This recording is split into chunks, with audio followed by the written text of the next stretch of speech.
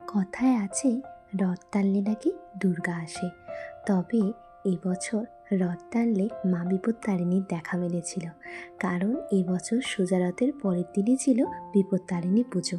আমাদের বাড়িতে মা বিপত্তারিণীর প্রতিষ্ঠিত করা মূর্তি আছে। তো প্রত্যেক বছরই বিপত্তারিণী পুজোটা আমাদের বাড়িতে খুব ধুমধাম করে হয়, অনেকে আসেন পুজো দিতে। তো এবছর কিছু অসুবিধা থাকার কারণে তার একটু বিকল্প হয়েছিল। তা বলে কি মা পুজো পাবে না, নাকি মাকে ভোগ দেওয়া হবে না? মায়ের যেটা ইচ্ছে মা ঠিক সেটা করিয়ে নেবেন। তো এবছর সেটা আমার দিদির হাত ধরে হয়ে যায়। মা ছিল না, মা কিছু অসুবিধার কারণে মাসির বাড়িতে ছিল।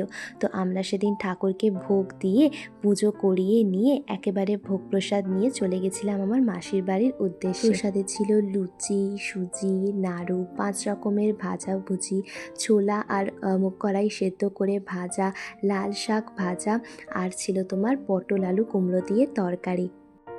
যখন আমাদের বাড়িতে পুজো হতো তখন 13 রকমের ভাজাভুজি, 13 রকমের ফল, 13 রকমের মিষ্টি, 13টা লুচি, আরও নানা রকমের ভোগ প্রসাদ বানিয়ে মা পুজো দিত।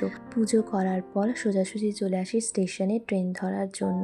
তারপর ট্রেন ধরে সোজা পৌঁছে যাই মাসির বাড়িতে। তো মাসির বাড়িতে 2 দিন থেকে মায়ের হাতের রান্না খেয়ে আবারও চলে আসি ট্রেন ধরে বাড়িতে। আর ট্রেনে করে আসবো, কিছু খাবো না তাই হয়, তাই ঘুগনি খেতে খেতে চলে আসি ট্রেন ধরে আবারও বাড়িতে। তো কেমন লাগলো আজকের এই ছোট্টখাট্ট ব্লগটা অবশ্যই কিন্তু জানাতে ভুলো না।